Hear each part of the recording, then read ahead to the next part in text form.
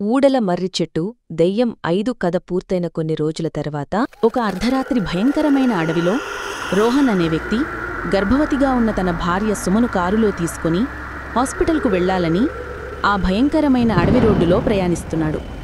ఆ మార్గం ముందు ఈ రోడ్డులో రాత్రివేళ ప్రవేశించకూడదు అనే బోర్డుంది. రోహన్ హాస్పిటల్కు వెళ్లే తొందరలో ఆ బోర్డును చూడలేదు. అలా ఆ భయంకరమైన అడవిలో వెళ్తూ ఉండగా ఒక్కసారిగా కారు టైరు పంచరైంది. కారులో స్పేర్ టైర్ కూడా లేదు. రోహన్కి ఏం చెయ్యాలో తెలియలేదు. ఈ లోపల సుమకు ఒక్కసారిగా నొప్పులు మొదలయ్యాయి.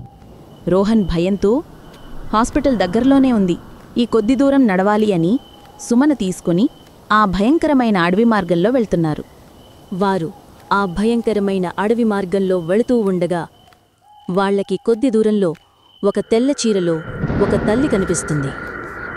ఆమె చెయ్యిలో మొబైల్ పట్టుకుని బాధగా చూస్తూ కోల్పోయిన తన బిడ్డ కోసం వెతుకుతోంది.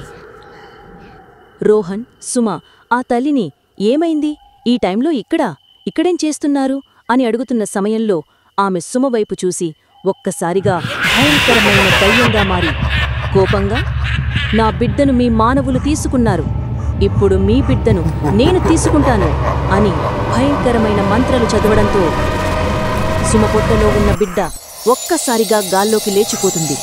ఆ భయంకరమైన దయ్యం సుమ బిడ్డను పట్టుకుని ఆకాశంలోకి ఎగిరిపోయింది. అది చూసిన సుమ స్పృహ తప్పిపడిపోతుంది. రోహన్కు ఏం చెయ్యలేక నిస్సహాయ స్థితిలో సుమవైపు చూసి బాధపడుతూ ఉంటాడు. అటుగా వెళుతున్న ఓ కారుని ఆపి ఆ కారులో సుమను హాస్పిటల్కు తీసుకెళ్లాడు. సుమ ప్రాణాలకి ఎలాంటి ఇబ్బంది లేదని, కాని ఆమెలో బిడ్డలేదు అని డాక్టర్ చెప్తాడు. జరిగింది తెలుసుకున్న ఆ ఊరి గ్రామస్తులు సుమని చూడటానికి వెంటనే హాస్పిటల్కు వచ్చారు. రోహన్ ఆ ఊరి గ్రామస్తులని అసలు ఆ దయ్యం ఎవరు, మా బిడ్డలు ఎందుకు తీసుకెళ్లిపోయింది అని అడగగా ఆ గ్రామస్తులు రోహన్తో, కొంతకాలం క్రితం మీలాగే ఒక తల్లి ఆ అడవి మార్గంలో హాస్పిటల్కు వస్తూ ఉండగా కొంతమంది దొంగలు ఆమెను చంపి ఆమె వద్ద ఉన్న బిడ్డను తీసుకెళ్లిపోయారు. అప్పట్నుంచి ఆమె భయంకరమైన దయ్యంలా మారి ఆమె బిడ్డ కోసం వెతుకుతుంది అని గ్రామస్తులు చెప్పారు. ఆ హాస్పిటల్లోనే ఉన్న దొంగలు ఆ గ్రామస్తులు చెప్పేదంతా విన్నారు.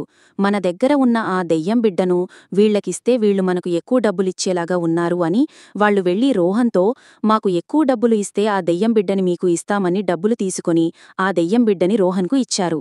వెంటనే రోహన్, సుమ ఆ దెయ్యం బిడ్డని తీసుకుని అడవిలోకి వెళతారు. దెయ్యం బిడ్డ, అమ్మా ఇక్కడున్నావమ్మా అని అంటూ ఉండగా అది విన్న ఆ భయంకరమైన దెయ్యం ఆమె బిడ్డని చూసి ఛీ కన్నీటితో ఆ బిడ్డవైపు బాబు అని వస్తూ ఉంది. కాని ఆ బాబు ఆమెని చూసి భయపడుతూ సుమను వెనక దాక్కుంటాడు. సుమ ఆ దెయ్యంతో, నీవు తల్లివే, నేను తల్లినే,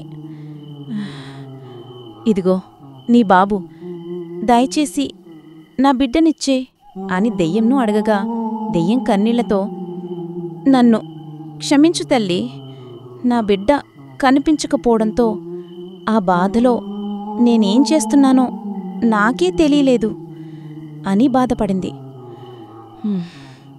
మీ బిడ్డకి ఏం కాలేదు, నా దగ్గర జాగ్రత్తగానే ఉంది అని సుమను రోహన్ను తీసుకుని ఓ రహస్య గుహ దగ్గరికి తీసుకెళ్ళింది. ఆ గుహలో సుమ బిడ్డ సురక్షితంగా పడుకునుంటుంది. అది చూసిన సుమ వెంటనే వెళ్లి తన బిడ్డను తీసుకుని హద్దుకుంది. సుమ ఆ దయ్యం బిడ్డ ఒంటరిగా చూస్తూ నిలబడి ఉండడం చూసి బాధపడుతున్న ఆ దయ్యంతో, బాధపడకు, నీ బిడ్డని కూడా నా బిడ్డలానే పెంచుతాను అని ఆ దయ్యానికి మాటిచ్చి ఆ దయ్యం బిడ్డని దగ్గరికి తీసుకుంటుంది. అది చూసిన ఆ దయ్యం సంతోషంతో నవ్వుతూ ధన్యవాదాలు అని చెప్పి ఆమె బిడ్డవైపు నవ్వుతూ చూస్తూ మాయమవుతుంది. రోహన్, సుమ తమ ఇద్దరి బిడ్డలను తీసుకుని తిరిగి ఇంటికి సంతోషంగా వెళ్తారు.